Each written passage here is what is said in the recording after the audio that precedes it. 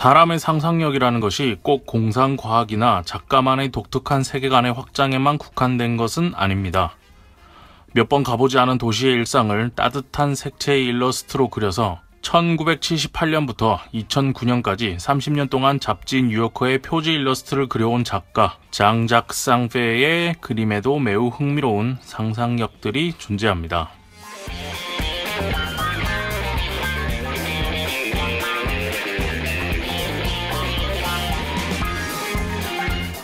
자, 오늘 소개해드릴 작품은 그런 따스한 상상력과 함께 어딘가 모르게 외로운 사람들이 공존하는 그림, 일러스트, 미마이시스 출판사에서 나온 뉴욕의 쌍페라는 책을 소개해드릴까 합니다.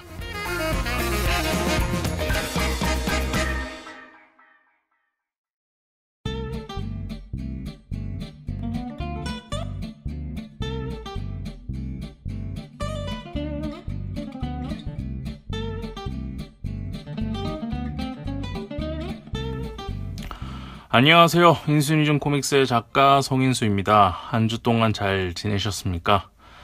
2017년 5월 12일 녹음되고 있는 성인수의 만화 클래식 제 13편을 시작하도록 하겠습니다. 저는 요즘 회사를 다니면서 바로크 4화 작업을 한다고 바빠요, 매우. 이게 15일날 이렇게 업데이트 예정일을 정해놓고 하니까 사람이 뭐 회사도 다녀야 되고 그 사이에 글도 쓰고 팟캐스트 녹음도 하지만 하루 종일 그 생각만 계속 드는 거예요, 머릿속에. 15일 날까지 업데이트 해야 된다. 이런 압박을 좀 많이 느끼는데 뭐 여튼 바쁩니다. 굉장히 바쁜데 15일 날 업데이트 하기 위해서 최선을 다하고 있고요. 아마 15일 날 안에 16일 되기 전에는 업데이트 될 것 같으니까 업데이트 되고 나면 많이들 봐주셨으면 좋겠습니다. 또 지난 일주일 사이에 제가 작업한 것은 이제 인코 만화뷰 한 편 정도 있는데요. 앞으로는 이제 인수니즘 코믹스를 너무 길어서 기시죠, 인수니즘 코믹스란 말이. 그래서 인코라고 좀 줄여서 말할까 싶기도 해요. 어쨌든 인코 만화뷰를 한 편 정도 리뷰를 했는데 이번 주에는 시공사에서 출판했던 알렌 무어의 V4 벤데타라는 작품을 리뷰해봤습니다. 다들 이 작품은 아마 영화로 많이 보셨죠? 워쇼스키 형제 제작으로 알려져 있는데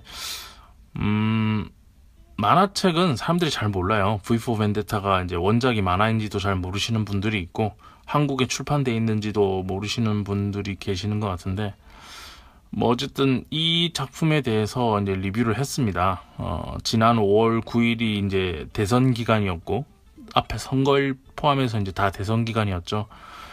그런 것 때문에 이제 정권이 교체기이고 이래서 그 시기 한 번쯤은 같이 보면서 생각해 볼 만한 작품이라고 생각해서 대선이 끝나고 나서 작품 리뷰를 했어요. 맞춰서 뭐 날짜가 그렇게 된 거지만요. 다행히 몇 분이 읽어주시고 공감해야 한다는 뭐 하트도 날려주시고 댓글도 달아주시고 이래서 감사하게 생각하고 있습니다. 점점 이제 만화뷰나 제가 블로그에 쓴 글들에 이제 이런저런 이야기들이 많이 오고 가면서 여러분들이랑 이제 커뮤니케이션이 되는 것 같아서 그 점은 되게 감사하게 생각하고 고맙게 생각하고 있다. 홈페이지 사이트에서 그냥 운영할 때보다 블로그로 옮기고 나서 그런 부분이 더 잘 되는 것 같아서 좋은 것 같습니다. 잘 옮긴 것 같고, 자, 그런 의미에서 이번 주에 있었던 댓글들 몇 개 소개해 드리겠습니다. 일단 바로크는 제가 이번 주에는 업데이트가 없었기 때문에 따로 새로운 댓글은 없고요. 먼저 정말 가장 기쁜 댓글이 하나 있습니다. 바로 저희 방송 만화 클래식 팟빵 게시판에 드디어 1년 만에 새로운 댓글이 달렸습니다. 정말 감격스러운 1년 만에 첫 댓글. 자, 이 댓글을 달아주신 분은 누구시냐면 바로 저랑 같이 이제 웹툰 작가를 하고 계시는 베스트 도전에서 부고라는 작품을 연재 중이신 후더닛 작가님께서 이제 남겨주셨습니다. 잘 들었습니다. 목소리 멋지네요. 특정 만화에 대한 만화가의 비하인드 이야기들, 그 만화의 역사 이야기 재밌어요. 제 만화 부고 언급해 주셔서 감사합니다. 마지막 은하철도 999 노래 크크크. 타타타 부른 김국한 씨가 부른 겁니다 라고 남겨주셨습니다. 좀 감사합니다. 저희 방송은 아직 몸값이 싸서 뭐 작품명 몇 번이고 그냥 말씀해 드릴 수 있죠. 소개해 드릴 수도 있고. 이분 댓글은 아마 12화 때 이제 보시고 댓글을 달아주신 것 같은데, 11화 때는 제가 어떻게 정리하면 좋을지 아직 감이 잘 안 와서 조금 어려웠어요, 그때는. 그런데 이제 12편에 이제 마츠모토 레이지 전시전의 기준으로 그때 이제 막 자료를 많이 찾고, 그게 제일 힘들었어요. 이 애니메이션이나 이 작품, 책, 출판물을 보실 분들이 흥미를 가질 수 있게만 하자. 그러니까 스토리에 대한 스포일러나 이런 것들도 다 최대한 빼고 간략하게, 뭐 그런 거 넣으면 좋잖아요. 그런 거 있고 스포일러가 좀 되긴 하지만 그러면서 스토리도 설명하고 그 안에 있는 함축적 의미, 제가 생각하는 거 이런 거 얘기하고 하면 이랬으면 좋았을 텐데, 그런 것들을 좀 빼고 담백하게 해보고, 사람들이 제 이제 팟캐스트 방송을 듣고 나서 이 작품 한번 보고 싶은데 라는 생각이 들었으면 좋겠다, 여기까지가 제 원래 생각이었거든요. 그런데 이제 마츠모토 레이지 전시회 같은 경우에는 전시회가 끝난 다음에 제가 이제 방송을 한 거라서, 에이 모르겠다, 그냥 내가 알고 있는 거, 내가 조사한 것들 다 뿌려보자라는 생각으로 작업을 했어요. 그러다 보니까 이제 내용이 좀 길어진 것도 있지만 좀 정리가 잘 된 부분도 있습니다, 평소보다. 그래서 개인적으로 그 편 작업하면서 되게 좋았습니다. 이런 느낌으로 기준으로 하면 되겠구나, 이런 생각이 좀 들어서 그런 기준의 척도를 하나 만든 것 같아서, 당분간들은 아마 그 마츠모토 레이지 전시의 기준에 맞춰서 작품 소개나 이런 것들을 하게 되지 않을까, 그렇게 생각하고 있습니다. 그리고 저도 김국한 씨 좋아합니다. 타타타라는 노래 정말 좋아했었고요. 어릴 때 몇 살 때인지는 기억이 안 나는데, 하여튼 뭐 주변 사람들, 부모님이나 뭐 가족들이랑 노래방 가서도 제가 이 타타타 노래를 불렀었어요, 어릴 때. 그랬다가 이제 누나들한테 애늙은이 같다는 소리도 좀 들었었던 것 같고, 하여튼 이런 좀 그때부터 이랬던 것 같아요. 진지한 노래들, 이런 식으로 뭐 인생에 대해 진지하게 고민하는 이런 노래들을 좋아했어서 저도 이제 김국한 씨 되게 좋아했습니다. 아빠와 함께 뚜비뚜바 이런 노래도 알고 있고요. 당시에 김국한 씨가 이제 애니메이션의 OST를 많이 부르셨죠. 목소리가 되게 이게 좋으셔서, 성향이나 이런 게. 또 딴 게 있었는데 기억이 잘 안 나네요. 뭐 여튼 어쨌든 1년 만에 팟빵 댓글 감사합니다. 그리고 이거는 5월 9일 올렸던 제 비하인드 글인데, 제가 이제 블로그에 비하인드라는 카테고리가 있어요. 이게 뭐냐면, 제가 작품 업데이트나 뭐 만화뷰, 리뷰 이런 거 말고, 제가 평소에 이것들을 하기 위해서 비하인드 아래에서 언더에서 어떤 작업들을 해나가고 있는지들을 이렇게 막 매일같이 올립니다. 거의 뭐 업무 보고 같은 느낌이죠. 지금 이런 일을 하고 있습니다. 만화에 관련된 것들만 다 올려요. 웬만하면 개인사 얘기는 잘 안 하는데, 만화가 조금이라도 관련돼 있는 것들은 제가 다 올리는 편인데, 어쨌든 5월 9일에 올렸던 비하인드에 이제 써주신 댓글인데, 이날 글은 제가 이제 5월 9일날 아침에 회사에서 퇴근하면서, 제가 그날 스트레스가 정말 극도로 온 날이었어요. 그래서 이제 전 그런 날 서점 가서 책을 사거든요. 그래서 그날 2권의 책을 샀습니다. 한 권은 뭐 매년 구입하고 있는 이상문학상 작품집이었고, 뭐 이거는 만화 관련된 건 아니니까 설명은 안 드릴게요. 그리고 또 한 권은 이제 박인찬 작가님의 책이죠. 우리 시대 웹툰 작가들의 생존기라는 작품을 샀습니다. 이거는 우리 시대의 이제 웹툰 작가들을 쭈르륵 이렇게 박인찬 작가님께서 관심 있는 작품을 보고 이 작품 좋다 이렇게 느끼셨던 작품들을 이렇게 쭈르르륵 인터뷰하는 그런 글을 쓰셨던 거고, 그런 것들을 모았어요, 한 권의 책으로. 그래서 페이스북에서 봤을 때는 되게 책이 커 보였었는데, 지금 제 옆에 있습니다. 이게 직접 서점에서 가서 보니까 신국판 사이즈더라고요. 되게 클 줄 알았는데 왜 그렇게 보이는지 모르겠습니다. 뭐 웹툰 작가 오영석 작가님은 웹툰 작가 지망생에게 등대 같은 책이 될 것이다. 그리고 뭐 김성모 작가님께서는 웹툰 작가로 살아가는데 딱 도움이 되는 책, 뭐 이런 말씀을 주셨고, 뭐 닥터 프로스트, 동네 변호사 조두로, 독고, 귀도, 신도림, 칼부림 등 현직 웹툰 작가들이 직접 말하는 그들만의 숨겨진 이야기라고 적혀있고, 안에 내용도 다 그런 겁니다. 인터뷰한 내용. 근데 인터뷰 뭐 Q&A만 있는 게 아니고 그 작가를 처음 봤을 때 어떤 느낌이 들었는지, 그 작품을 봤을 때 어떤 느낌이 들었는지 이런 것들도 이 박인찬 작가님께서 좀 묘사를 하고 계세요. 그리고 자신이 왜 이런 책을 쓰고 있는가, 웹툰 쪽에 흥미를 가지게 돼서 왜 이런 책을 꼭 쓰고 있는지 이런 것들에 대해서 좀 얘기를 써두셨는데, 제가 개인적으로 한번 뵌 적이 있거든요, 박인찬 작가님을. 굉장히 느낌이 좋으셨어요. 그러니까 이게 인터뷰나 이게 글 쓰고 이런 걸 많이 하셔서 그런지 이제 들어줄 때 리액션이 굉장히 좋으세요. 그냥 들어줄 때 이렇게 상대방이 계속 기분 좋게 계속 얘기하게 만드는 이런 리액션들이 좀 기억에 남습니다. 그때가 언제부터 2월 달에 뵌 것 같은데요. 뭐 어쨌든 제가 이 책이 좀 마음에 들어서 지금 틈틈이 읽고는 있어요. 틈틈이 읽고 있는데 5월 말이나 6월 초쯤에 제가 반대로 제가 이 책을 읽어본 다음에 박인찬 작가님을 모시고 인터뷰를 한번 해볼까 합니다. 이분은 어떤 시각으로 웹툰 시장을 바라보고 계시는지 뭐 이런 것들도 좀 얘기할 것 같은데, 어쨌든 이 두 권을 샀다는 글을 썼어요, 비하인드에. 그랬더니 아이디가 MIAMULY라는 아이디를 쓰시는 작가님께서, 이걸 제가 철자를 못 읽겠는데 미야물리 정도로 읽겠습니다. 여튼 저랑 이제 블로그 서로 이웃인 작가님인데, 매번 작품 재밌게 보고 있습니다. 처음 접한 게 최근에 서로 이웃 받은 이후 검색해서 보게 되었는데 정말 훌륭한 작품들이라고 생각합니다. 뒤늦게라도 접하게 된 거 감사하게 될 정도로요. 라고 써주셨습니다. 정말 감사합니다.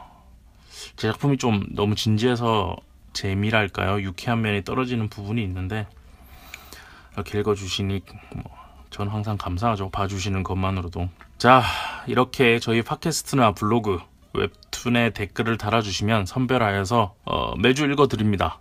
어떤 글이라도 뭐 제가 선별하는 기준은 따로 없고요. 뭐 봤을 때 꽂히는 거 지금은 뭐 몇 개 없기 때문에 웬만하면 다 읽어드리려고 하고 있고, 뭐 어쨌든 그렇습니다. 앞으로도 많은 관심 부탁드리고 늘 그랬던 것처럼 항상 제 작품과 리뷰들 봐주셔서 정말 감사합니다. 자, 그럼 2주의 만화 소식 넘어가 보죠. 이번 주에는 만화 소식만 있습니다. 출판 만화 중에서 제가 딱히 꽂히는 게 없어서 뭐 따로 소개해드릴 작품은 없는 것 같고, 자, 그럼 이제 2주의 만화 소식 한번 말씀드려 보겠습니다.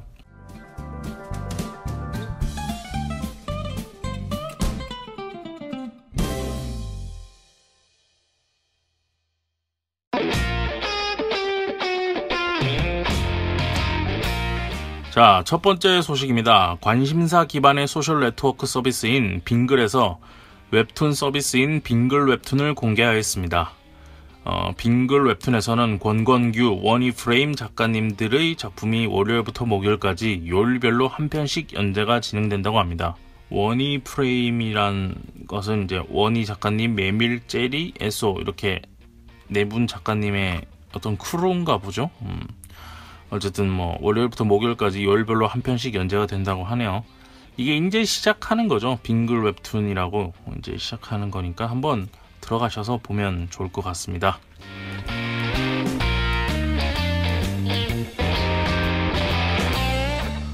두 번째 소식입니다. 네이버 웹툰에서 대학생들을 대상으로 매년 개최되었던 네이버 대학 만화 최강자전을 아마추어 작가라면 누구나 참여 가능한 네이버 최강자전으로 변경하여 운영한다고 공지하였습니다. 2017년 최고의 슈퍼루키를 뽑기 위한 경연대회로 연재 경력이 없는 아마추어 작가라면 누구라도 참여가 가능합니다. 최종 우승팀에게는 상금 1,000만원과 함께 네이버 웹툰 정식 연재 기회를 제공하고 그 어느 공모전보다 더 치열할 것으로 전망된다고 하시네요. 이게 좀 바뀌었죠. 예전에는 대학 만화, 그러니까 대학생 만화가 지망생들만 할 수 있었는데 지금은 아마추어 작가라면 누구나 참여할 수 있는 그런 걸로 변경된 거죠. 많은 분들이 한번 참여해 보셨으면 좋겠습니다.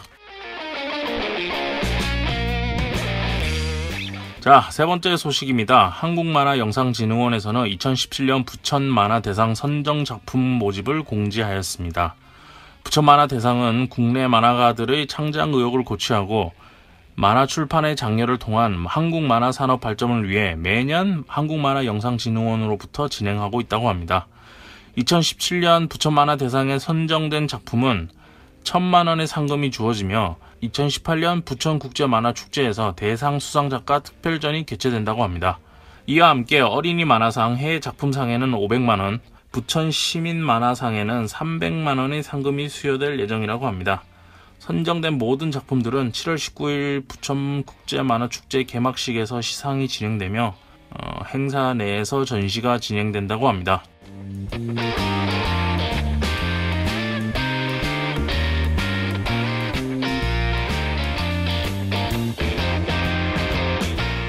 자, 네 번째 소식입니다. 한국만화영상진흥원에서는 차세대 만화사업 인재 육성을 위한 2017 K코믹스 아카데미 1차 교육생을 모집한다고 합니다. 만화가, 예비 창작자, 만화 관련 종사자분들이라면 누구나 무료로 신청하실 수 있습니다. 교육과정은 작품 제작에 필요한 디지털 도구 관련 강좌인 클립 스튜디오와 스케치업, 작품 기획에 도움이 되는 플롯과 시놉시스 과정입니다. 한번 해보시면 좋을 것 같아요. 저도 한번 시간이 되면 가고 싶은데 전 따로 또 수업이 듣는 게 있어서 2주의 만화 소식은 여기까지고요. 앞서 말씀드렸듯이 2주에는 딱히 흥미가 가는 출판 만화는 따로 없어서 패스하도록 하겠습니다. 자, 이 모든 내용들은 우리에게 웹툰의 다양한 소식을 전달해주고 있는 웹툰 인사이트에서 도와주고 계십니다. 관련하여 더 궁금한 부분이 있으신 분들은 웹툰 인사이트 사이트에 직접 찾아가 보셔도 좋을 것 같습니다.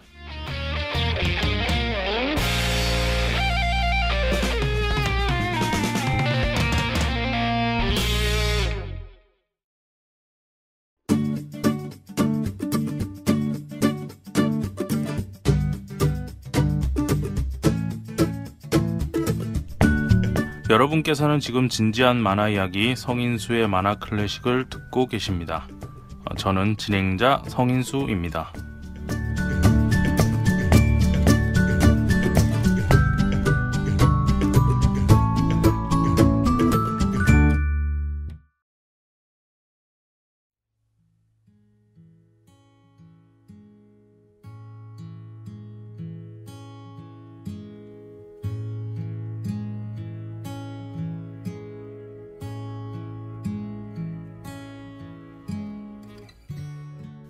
제가 생각하는 일상이라는 것은 사이클을 돌리는 일입니다. 같은 집에서 같은 회사로 같은 마켓에서 늘 먹던 식재료를 사서 몇 개의 음식을 돌려서 먹고 입던 옷들 또 입고 이런 단순 반복 작업은 가끔은 사람을 지루하게 만들기도 하고 지치게 만들기도 하죠. 그래서 이런 일상의 사이클이 그 밸런스를 유지하기 위해서 우린 각자에게 어울리는 스트레스 해소 방법, 휴식 방법, 힐링 방법을 모색하기도 합니다. 누군가는 SNS를 통해서 글을 쓰고 보고 즐거워하기도 하고 누군가는 TV의 예능에서 그런 역할을 찾기도 하죠. 또 누군가는 예술 작품을 통해서 평소와 다른 생각들을 해보면서 그런 것들을 해소하기도 하고요. 또 누군가는 별로 권하고 싶진 않지만 어쩌면 제일 많이 하고 있는 누군가를 만나서 타인의 뒷담화를 하면서 이런 자신의 삶의 밸런스를 유지하려고 하기도 합니다. 오늘 소개해드릴 책은 제 생각엔 구입하셔서 평소에 소장해 두셨다가 가끔 지치거나 지루할 때 한 번씩 꺼내 보신다면 마치 미야자키 하야오의 작품을 보는 것처럼 어딘가 모르게 마음속이 정화되는 느낌을 받을 수 있는 그런 책입니다. 바로 잡지인 뉴요커에 30년 동안 수많은 표지 그림을 선보였던 작가 장작 쌍페의 인터뷰와 잡지 일러스트가 수록되어 있는 미메시스 출판사에서 펴낸 책 뉴욕의 쌍페입니다.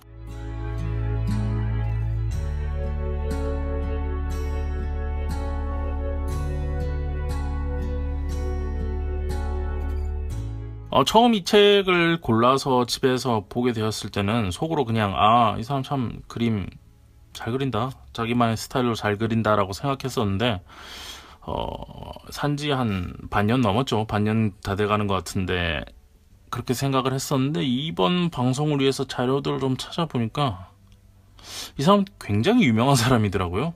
저번 시간에 말했던 마츠모토 레이지만큼이나 유명한 사람이고 위키 백과를 뒤져보니까 구글링을 했다는 소리죠. 구글링을 해보니까 프랑스에서 대생 1인자라는 소리를 듣는다는데 그건 잘 모르겠습니다. 여튼 구글링과 이 책의 자료의 정보, 그리고 여기저기 S24라든지 이런 데 있는 정보들을 다 취합해서 한번 작가에 대해서 한번 얘기해 보도록 하겠습니다. 장작 쌍페는 1932년 8월 17일 생으로 프랑스 보르도에서 태어났습니다. 어릴 때 음악 연주하는 모습을 멋있어해서 재즈 뮤지션들을 자주 그리면서 그림을 익혔다고 합니다. 1960년 르네 고시니와 함께 작업한 꼬마 니콜라가 대성공을 거두면서 이름을 알리기 시작했고 1962년엔 첫 작품집 쉬운 일은 아무것도 없다가 나올 땐 이미 프랑스에서 유명 인사가 되었다고 합니다. 이 꼬마 니콜라, 그러니까 영어로 치면은 우린 영어 발음으로 많이 얘기하니까요. 뭐 꼬마 니콜라라고 얘기하는 게 맞는 것 같은데 프랑스 쪽에 자료를 보고 이렇게 리뷰를 쓰신 분이나 이런 분들은 꼬마 니콜라라고 많이 하시더라고요. 뭐 어쨌든 뭐 니콜라 다 상관없습니다. 이 꼬마 니콜라라는 작품은 르네 고신이라는 사람이 글을 쓰고 장자크 쌍페가 처음으로 사파를 넣은 그림 이야기 책인데 1959년부터 수년간 벨기에의 지방 주간지 필코르에서 폭발적인 반응을 얻으면서 연재된 작품이라고 합니다. 역시 유럽은 이런 게 좋아요. 프랑스인인데 뭐 벨기에에서 연재하고 좋아. 꼬마 악동 니콜라와 개구장이 친구들이 벌이는 갖가지 괴상하고 우스꽝스러운 에피소드를 통해서 천진난만하고 순진무구한 아이들의 세상을 풍부한 감성으로 그려낸 작품이라고 합니다. 한국에도 이 책은 출판되어 있어요. 한국은 이제 이 사람이 수년간 이렇게 연재한 작품이기 때문에 총 5권으로 이렇게 출판되어 있는데 문학동네에서 나왔네요. 문학동네 출판사에서 나온 총 5권으로 있으니까 한번 보시고 싶은 분들은 보셔도 됩니다. 저는 뭐 조금 찾아봤는데 그림체가 뭐랄까요, 이게 오늘 소개해드릴 뉴욕의 상빼랑 조금 다릅니다. 조금 다른데 좀 더 개구장이스럽고 그림체가 그런 부분은 좀 더 부각시킨 거죠. 개구장이스러운 부분이 더 부각돼 있고 뭐 그런 느낌이었어요. 그러니까 찰리 브라운, 스누피 나오는 찰리 브라운 있잖아요. 그런 거 보는 느낌이기도 했었는데 이런 장자크 쌍페가 이제 글도 같이 씁니다. 문체는 굉장히 간결한 문체를 활용하여서 쓴다고 하네요. 글까지 쓴 작품을 아직 제가 본 적은 없어서 뭐 다음에 한번 볼 생각은 있어요. 아직 팟캐스트 방송에는 얘기 안 했지만 제가 다니구치 지로라는 작가 일본 만화가 있는데 신들의 봉우리라는 작품, 뭐 우리한테 제일 유명한 작품은 고독한 미식가죠. 고독한 미식가, 신들의 봉우리 이런 거 그리신 분이 있습니다. 하늘의 매. 근데 그분 작품도 제가 한번 몰아서 봤거든요. 그러니까 작품들 여러 권을 한 번에 구입해서 차차차 읽는 그런 식으로 읽었었는데 아마 이 장작 쌍페도 제가 그럴 가능성이 있어요. 조만간 한번 쫙 모아서 이 꼬마 니콜라라는 작품이랑 이제 소개해드릴 가장 유명한 작품이라고 합니다. 1992년 11월 초판이 발간돼서 48쇄까지 찍었고 99년 신판이 또 10쇄까지 나가는 등 총 80만 부가 팔린 존 머시 이야기라는 책이 있대요. 그 책의 사파를 그려서 쌍페가 전 세계적인 사랑을 받기 시작했다고 합니다. 또 이 작가의 유명한 일화로는 1991년, 그러니까 아까 1960년대부터 1991년까지 30년간 이제 그려온 데센과 수채화가 이제 파비용 데자르에서 전시가 되었다고 합니다. 그때 전시가 되었을 때 현대 사회에 대해 저술한 사회학 논문 1000편보다 더 많은 것을 말해준다는 평을 받은 전시였다고 합니다.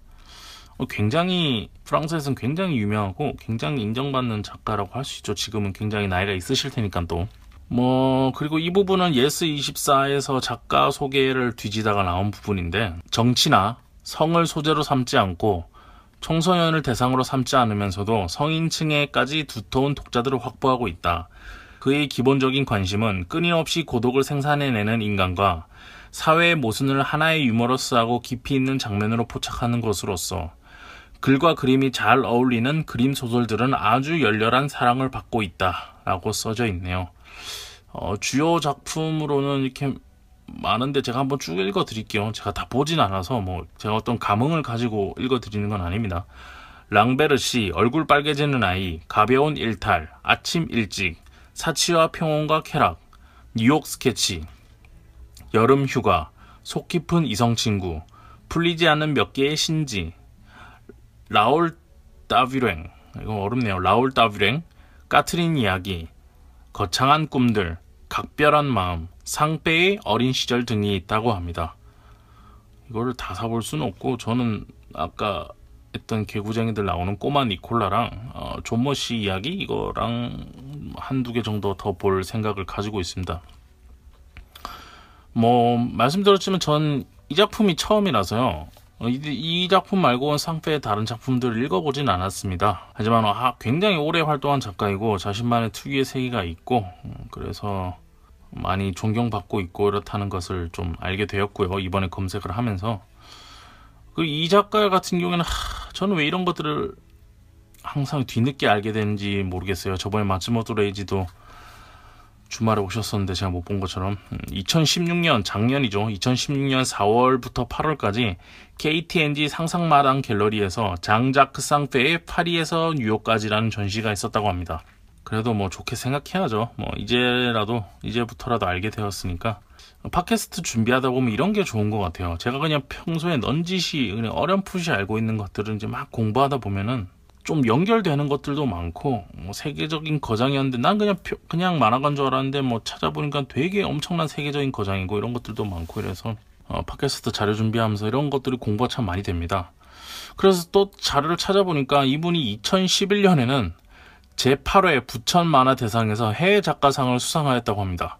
앞에 그 2주의 만화 소식 때 말씀드렸죠. 해외 작가상이 있다는 거. 300만 원이었나요? 500만 원이었나요?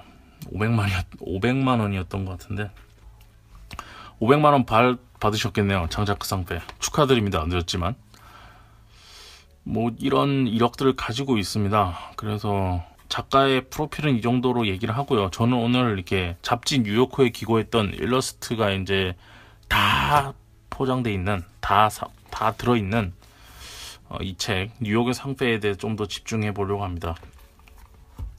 제가 지금 옆에 가지고 있는데 굉장히 두꺼워요. 그리고 종이 재질도 굉장히 좋은 걸로 했습니다. 역시 미메시스 출판사가 이런 부분에 대해서 굉장히 좀 성의를 보여요. 그러니까 이거 같은 경우에는 이제 일러스트니까 앞에는 인터뷰한 내용이 좀 다수 수록되어 있는데 뒤로 갈수록 다 일러스트 그림들이거든요. 그러니까 컬러가 되게 중요해요. 이 일러스트를 보여줘야 되니까 그런 거에 대한 컬러감이나 이런 것 되게 중요해서 좋은 종이에다가 이렇게 쓴 것 같고, 여튼 이 상페가 이제 연재했다는 잡지 뉴요커에 대해서도 한번 알아보도록 하죠. 자, 이 잡지 뉴요커는 1925년 창간하여서 지금까지 완벽히 독특하고 독창적인 잡지로 평을 받고 있다고 합니다. 뉴욕타임즈 기자였던 해널드 로스와 그의 아내가 창간한 이 잡지는 표지에 제목 없이 그림을 싣는 원칙을 지키고 있다고 하는데요. 이게 무슨 말이냐면 원래 잡지가 이게 그러니까 예를 들어서 장자크 상페의 그림을 표지로 썼어요. 그러면 이제 뉴요커 이렇게 잡지 이름이 적혀 있잖아요. 그리고 나서 뭐 몇 월호다 이런 거 써져 있고, 그리고 옆에 타이포들 엄청나게 사이드에 붙어 있잖아요. 무슨 내용이 들어있고. 그래서 여러분들 이번 편 보시면 뭐 유명 연예인 누가 인터뷰를 했고 이런 거 이렇게 쫙 나오는데, 제가 이 책을 보면서 딱 직감적으로 느끼는 게 그런 게 없어요. 그러니까 제목만 있습니다. 뉴요커, 더 뉴요커라고만 돼 있고 언제 발간했는지 뭐 1986년 몇 월 뭐 이런 식으로 연도랑 가격이 얼마인지 이것까지만 나와 있고 아무것도 없어요. 제목, 연도, 가격, 그리고 일러스트 하나, 이런 식으로 밖에 안 돼 있거든요. 되게 이게 상업 잡지인 거는 맞는데 상업 잡지치고는 뭔가 호객행위를 안 하는 느낌? 도도한 느낌? 그런 게 좀 있습니다. 그래서 그런지 미메시스에서 낸 오늘 소개해드리는 뉴욕의 상페란 책도 없어요. 그냥 표지에 일러스트만 있고 그 어떤 글이나 뭐 누가 지었다, 옮기니 이런 것도 이름 하나도 없고 그냥 뉴욕의 상페 이렇게만 적혀 있습니다. 일러스트 위에. 이 타이포는 별로 마음에 안 드는 타이포로 뉴욕의 상페라는 타이틀을 달아놔서 그건 좀 별로긴 한데, 뉴요커 잡지의 그 느낌을 살려보려고 노력을 한 것 같아요, 나름. 모든 뉴요커의 잡지들은 그런 식으로 작업이 돼 있고, 그러니까 이제 표지 그림에 더 집중하게 되는 느낌이랄까? 그런데 한번 이 잡지도 한번 잡지 뉴요커라고 검색하시면 나옵니다. 그러니까 한번 검색해 보셨으면 좋겠고, 이 잡지가 이제 아무래도 뉴요커니까 당연히 미국 뉴욕에서 발간하는 거겠죠. 그래서 이제 프랑스 예술가들이 참여하는 경우는 몇 안 된다고 합니다. 그러니까 뉴욕에서 일어나고 있는 일상이라든지 뉴욕에서 일어나고 있는 사건 사고 뭐 이슈되고 있는 거 이런 것들이 주로 된 내용인데, 이제 다른 지역에 사는 다른 국가에 사는 사람들이 와서 참여한다는 게 굉장히 어려운 일이죠. 그런데도 오늘의 주인공 상빼는 78년부터 지금까지 이제 꾸준히 작업을 하고 있습니다. 그러니까 매편 상빼 그림이 일러스트가 표지를 장식하는 건 아니에요. 78년부터 한 30년 동안 상빼 작업이 들어간 표지들이 다수 있다, 이런 느낌인 거고요. 자, 오늘 소개하는 이 뉴욕의 상빼란 책은 그가 78년도부터 작업한 일러스트를 다 싣고 있습니다. 이 책이 발간되기까지의 일러스트들을 다 싣고 있고, 또 앞쪽에 인터뷰들을 좀 읽어보다 보면은 어떻게 처음에 뉴요커 잡지랑 프랑스에 있는 작가랑 이게 연결이 되었는지, 또 언제 자신이 처음에 뉴욕에 가보았고 가보면서 느꼈던 느낌들이 어떻고 또 계절에 따라서 어떻게 변했는지, 이런 것들도 좀 글로 잘 쓰고 있어요. 근데 이런 것들도 한번 읽어보시면 좋을 것 같아요. 앞에는 다 인터뷰 형식이거든요. 질문을 던지고 길게 쌍페가 얘기하고 이런 식으로 돼 있고, 책이 한 3분의 2는 일러스트고 한 3분의 1은 그 인터뷰라고 보시면 됩니다. 일단 제가 이거 이 책 지면으로 만난 잔자크 쌍페라는 사람은 되게 유쾌한 사람이다라는 느낌을 받았어요. 그런 인상을 받았는데, 자신의 생각을 이렇게 과감 없이, 그러니까 좋은 부분에 있어서는 되게 과감 없이 얘기한다는 이런 인상을 받았습니다. 그리고 이 쌍페가 그린 뉴요커 표지 그림들을 좀 보면요, 어떤 느낌이 드냐면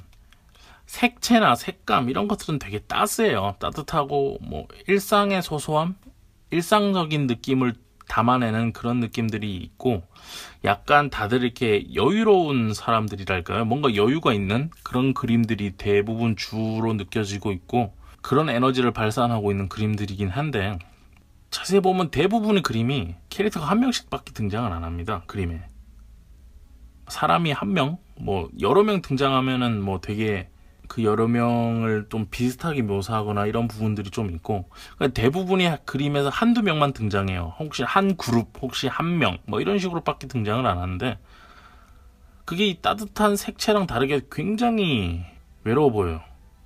외로운 느낌을 분명히 주고 있습니다. 저 사람들이 이제 뭐라고 해야 되는, 그러니까 이게 도시의 사람들이잖아요. 뉴욕에 있는 사람들이 자신의 일에 깊이 빠져 있고, 가끔 따뜻한 햇살 아래서 이제 여유도 즐기면서 사적인 영역에서 이제 자신들의 일상을 충분히 충실하게 살고 있지만, 제가 느끼기에는 굉장히 외로워 보인다. 그리고 이게 겉과 속이 다른 느낌이라, 그러니까 겉으로는 그림이 따뜻한데 속이 외롭다, 이런 느낌이라기보단 이 그림에 등장하는 사람들도 자신이 외로운지를 모른다. 제3자가 보기 전까지는 뉴욕 사람들은 자신들이 외로운지 모른다, 이런 느낌이 좀 많이 받았어요.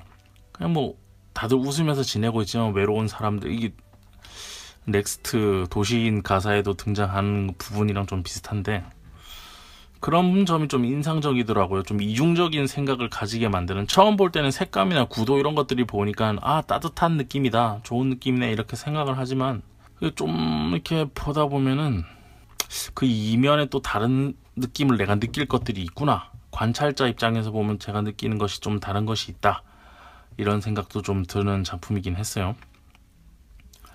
그런 점이 있어서 제가 이 책을 좀 꼭 소장하셨으면 좋겠다라고 말씀드리고 있습니다.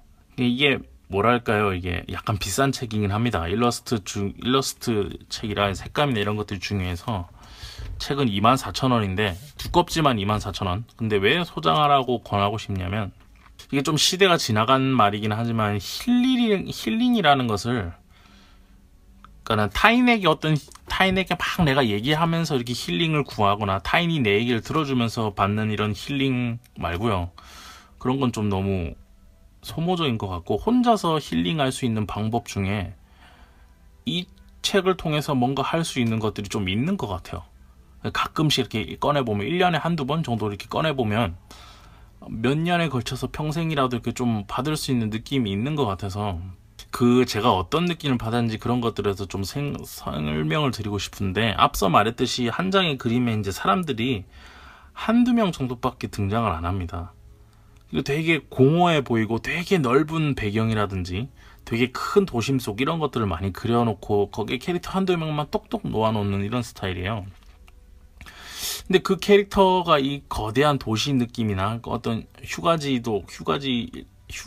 가서 이제 바닷가에서 있는 그림도 있고 이런데 이렇게 보면서 그 캐릭터들이 무슨 생각을 하고 있지? 또 왜 저런 행동을 하고 있지? 저 사람들은 어떤 인생을 살아오다가 여기까지 온 거지? 라는 생각이 들게 만드는 부분이 있어요. 왜냐하면 굉장히 큰 도시에 공허하게 한 명만 딱 이렇게 중요 포인트로 놓는 그림들이 많기 때문에 저 사람은 왜 저기 있는 걸까? 저 사람은 어떤 생각을 가지고 있는 걸까? 저 사람은 어떤 과거를 가지고 어떤 인생을 살아왔을까? 이런 것들을 막 상상해 볼 수 있는 그런 힘을 분명히 가지고 있어요.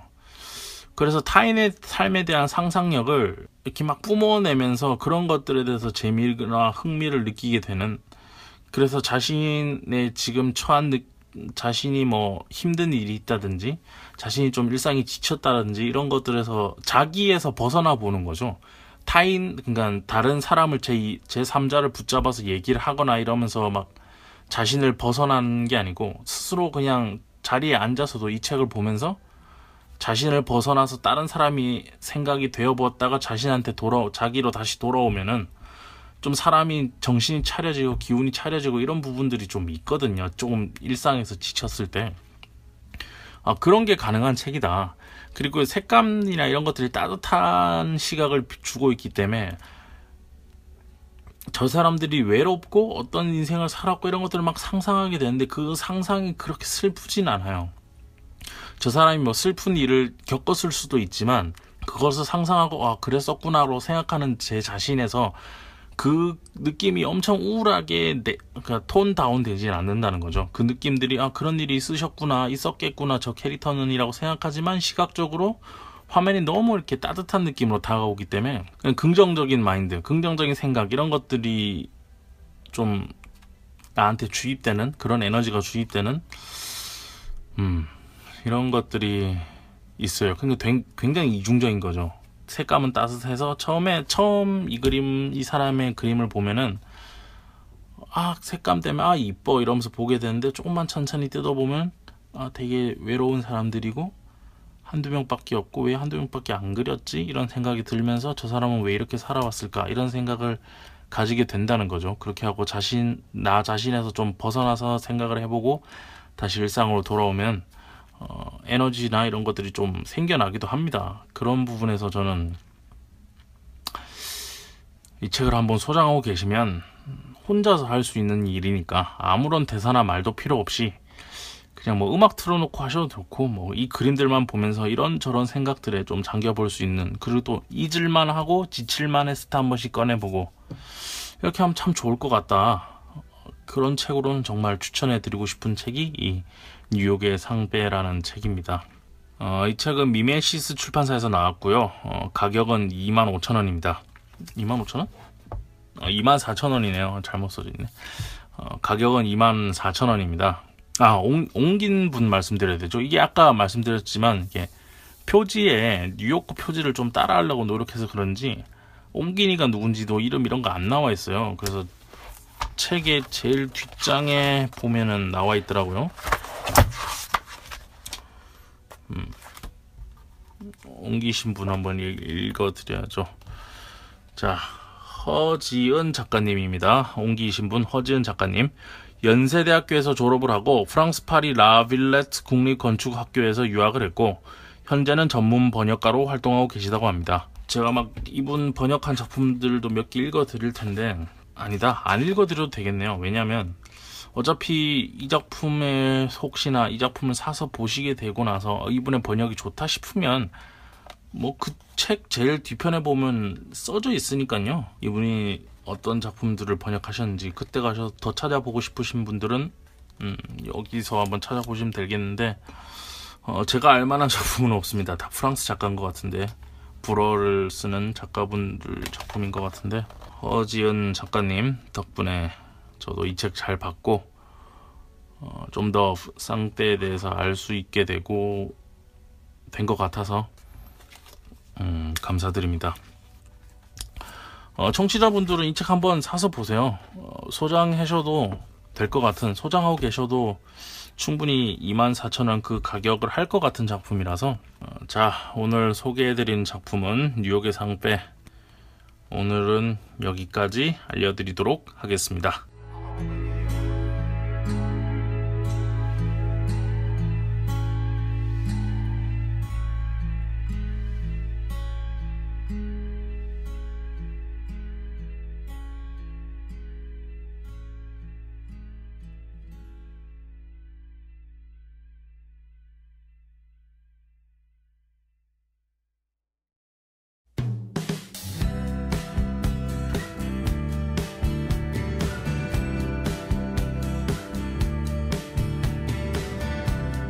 자, 어떻게 들으셨습니까? 사실은 이 뉴욕의 상패라는 책은 만화는 아니죠. 이분이 뭐 만화가로도 알려져 있고 일러스트 작가로도 알려져 있지만 이 책은 일러스트 북입니다. 일러스트집인데 뭐 어쨌든 일러스트도 만화의 시초와 같은 부분이죠. 같은 맥락에 있어요. 일러스트는 그림 한 장으로 얘기를 하는 거고, 우리나라 일제시대 때 최초의 만화라고 이렇게 불리는 신문에 실렸던 그림이 있는데, 잠시 생각이 안 나는 이름이, 어떤 신사가 입에서 뭐 이렇게 뿜고 있고 대사가 이렇게 있고 이러는 건데, 그것도 제가 보기엔 일러스트인데 만화의 시초라고 얘기는 하니까, 그래서 한번 만화 클래식에서도 소개해 드릴 만한, 그리고 작가 자체도 원체 유명한 분이시니까 그래서 한번 소개해 드렸고요. 사실은 표지만 보고 만화책인 줄 알고 샀어요. 이게 원래 그게 있죠. 책에서 이렇게 글로 돼 있는 책은 비닐 포장을 안 해놓습니다, 서점에서. 근데 이렇게 만화책들은 금방 보고 간다는 생각이 있는지, 보고만 갈 수 있다는 생각이 있어서 그런지 포장을 해놔요, 만화책들은 다들 서점에서 보면. 그래서 이 책도 포장돼 있었거든요, 처음에. 그래서 표지 보고 만화책 같은데 그림 이쁜데 하고 샀는데, 와서 딱 보니까 이제 인터뷰 그리고 일러스트 이런 느낌이어서 처음에 약간 좀 당황했었어요. 근데 천천히 읽어보니까 내용도 재미있고, 그리고 그림들도 천천히 뜯어보니까 앞서 제가 말씀드렸던 그런 부분들이 좀 있어서 뭐 재밌게 잘 봤습니다. 컬러 인쇄도 잘 됐고요. 역시 뭐 미메시스는 특이한 책을 많이 알려줘요, 저한테. 제 뒤에도 이제 저희 집 뒤에 제 서재에도 미메시스에서 나온 독특한 책들이 여러 가지가 있는데, 다음에 또 소개해 드릴 날이 오지 않을까 싶습니다.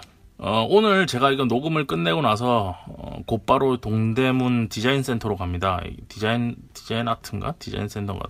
정확한 명칭을 모르겠네요. 여튼 거기 가면은 이제 지금 픽사 전시회를 하고 있거든요. 그래서 다른 웹툰 작가분들이랑 만나서 보러 가는데, 다음 주에는 이제 블로그에 만화 뷰 말고 전시 뷰를 올릴 것 같아요. 그래서 전시 뷰랑 팟캐스트 방송이 모두 이 픽사 전시회. 또 픽사에 대해서 제가 하고 싶은 말이 많거든요. 처음에 이 사람들이 존 라세터가 어떻게, 스티브 잡스와 존 라세터가 어디서 만났고 얼마나 힘든 과정을 3D, 그러니까 존 라세터는 디자이너 애니메이션 작가였고, 그리고 스티브 잡스는 이분들한테 투자를 했던 사람인 거고, 또 이분들이 3D 기술력을 개발하기 위해서 또 한 분 더 계세요. 이름 생각이 안 나는데, 이 세 명이 모여서 처음에 픽사라는 그 루카스 필름에서 떨어져 나온 이제 픽사 팀을 가지고 처음에 토이스토리를 만들 때 디즈니에서 얼마나 까이고 또 까였는지 뭐 그런 것부터 시작해서 제가 얘기해 드릴 게 많을 것 같은데, 이것도 자료 준비할 시간이 될려나 모르겠습니다. 하여튼 다음 주에는 리뷰와 팟캐스트 모두 픽사 전시회를 보고 나서 픽사에 대해서 얘기를 한번 좀 해볼까 합니다. 둘 다 준비 잘 해서 올리도록 하겠고요. 그리고 다음 방송 14편이 올라오기 전에는 5월 15일에는 바로크 네이버 베스트 도전에서 바로크 4편이 업데이트 될 것입니다. 그곳에다 이제 댓글 많이 달아주시면 그것도 다 여기서 읽어 드릴 테니까 이것도 많이 봐주셨으면 좋겠습니다. 자, 마지막으로 저희 인수니즘 코믹스는 매달 15일, 30일 만화가 업데이트되고 매달 10일, 20일, 30일 만화책 리뷰가 업데이트 됩니다. 아울러 매주 토요일에는 팟빵을 통해서 만화 클래식이 업데이트 된다는 말씀을 마지막으로 드리면서 2017년 5월 12일 오전에 녹음되고 있는 성인수의 만화 클래식 13편 뉴욕의 상패 여기서 마치도록 하겠습니다. 감사합니다.